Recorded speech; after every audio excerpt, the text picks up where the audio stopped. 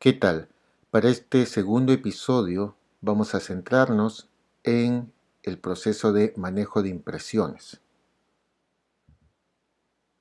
Las impresiones se forman cada vez que las personas tenemos contacto con otras por primera vez. Es un proceso automático, inevitable y que se produce en segundos y a menudo en fracciones de segundo. Es un proceso que se produce dentro del marco de la cognición y la percepción sociales.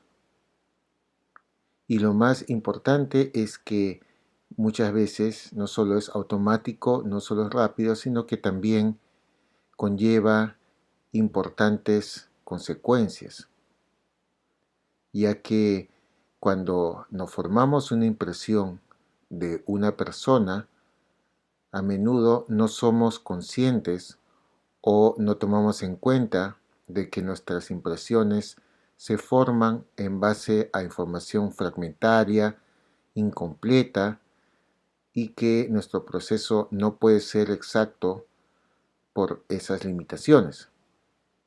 A menudo no lo hacemos de modo consciente, pero asumimos que la impresión que nos hemos formado corresponde de manera aceptablemente precisa con la persona tal como realmente es. Y por lo tanto, tomamos decisiones, a veces decisiones bastante importantes, en base a esas impresiones, precisamente porque no somos conscientes del proceso. Entonces, inmediatamente decidimos si, por ejemplo, contratamos a esa persona en términos laborales, o a veces incluso tomamos decisiones en cuanto a relaciones interpersonales cercanas o a compañeros de trabajo, incluso decisiones comerciales. Son estas consecuencias las que hacen que el proceso de formación de impresiones y el proceso de manejo de impresiones en general sea importante y relevante. Como repito, porque no podemos evitarlos. Segundo, porque no podemos a menudo formarnos impresiones precisas. Y porque casi siempre tenemos que tomar algún tipo de decisión basado en esas impresiones precarias que nos formamos todo el tiempo. El primer gran psicólogo que estudió el proceso de formación de impresiones fue Solomon Asch. Solomon Asch, con sus investigaciones, definió prácticamente los grandes lineamientos de la investigación en el manejo de impresiones. Él tenía como marco de trabajo la psicología o enfoque de la Gestalt.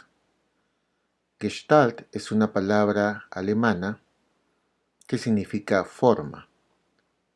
Y como tal vez ya has conocido o ya estás familiarizado por los primeros episodios de psicología social, la Gestalt fue un enfoque importante en psicología, originado en las investigaciones de los psicólogos alemanes durante el siglo pasado, que se consagraron al estudio del proceso de percepción.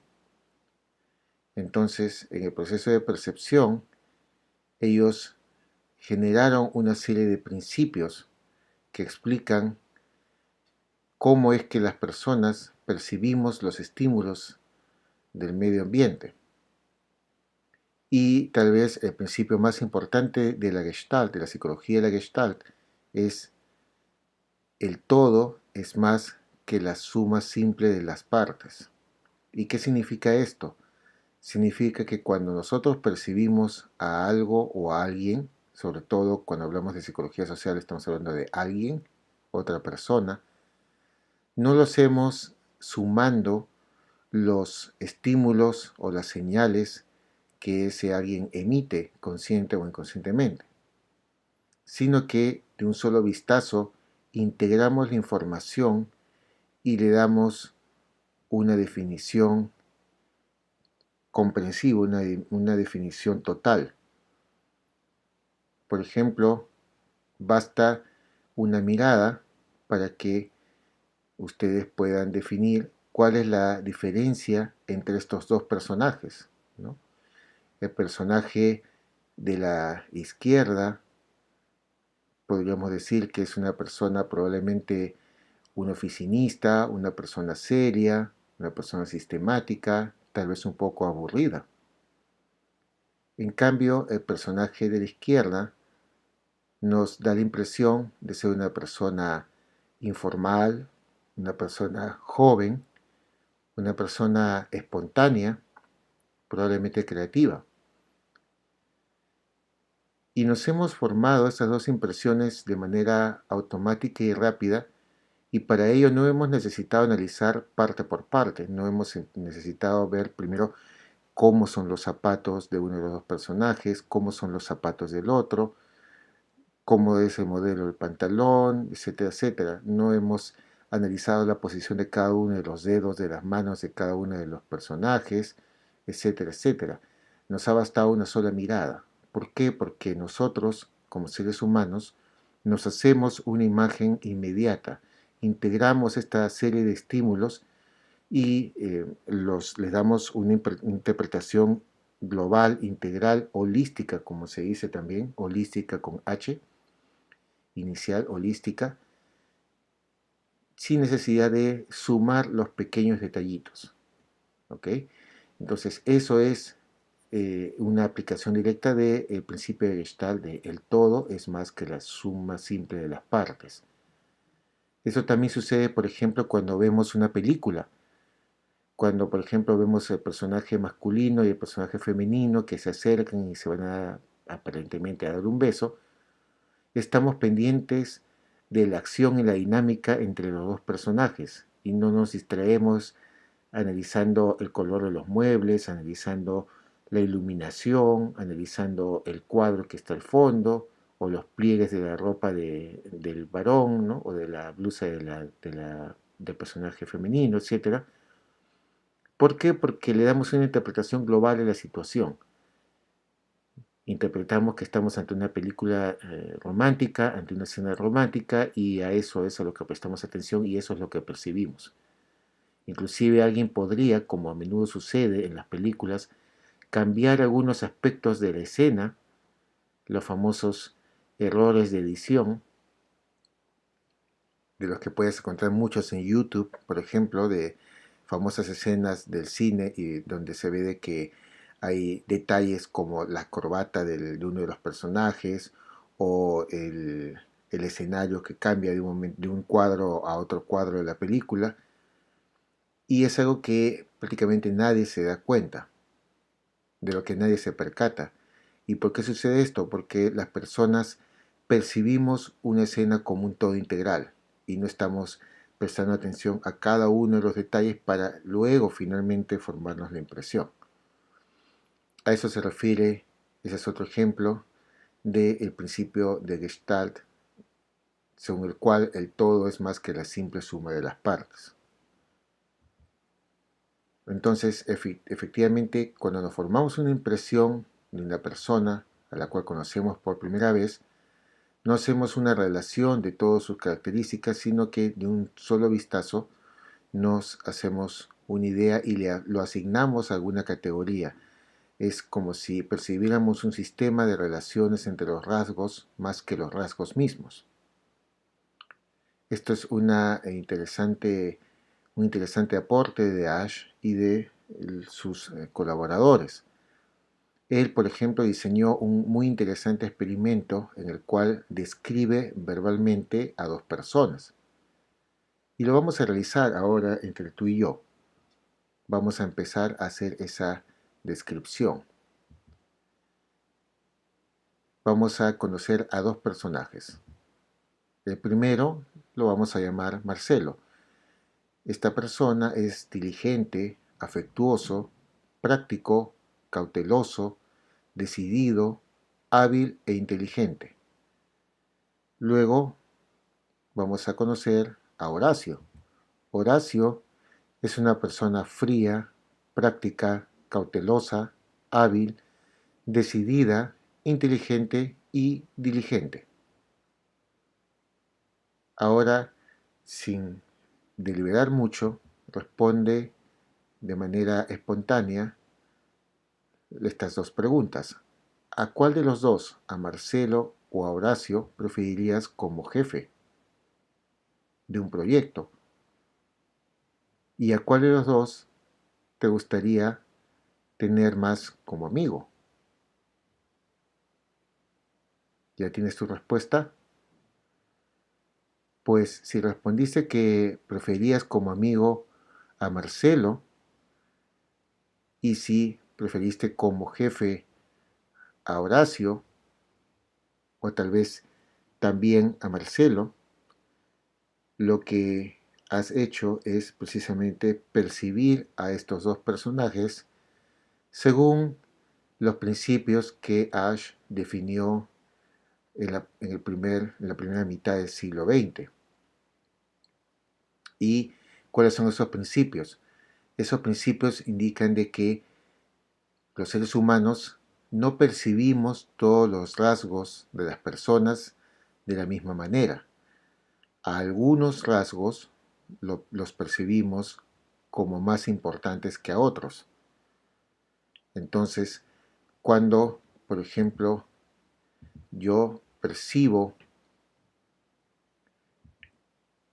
que una persona es afectuosa versus una persona que es fría, lo que voy a hacer es dejarme guiar mucho más por ese atributo, por ese rasgo, que por los demás rasgos.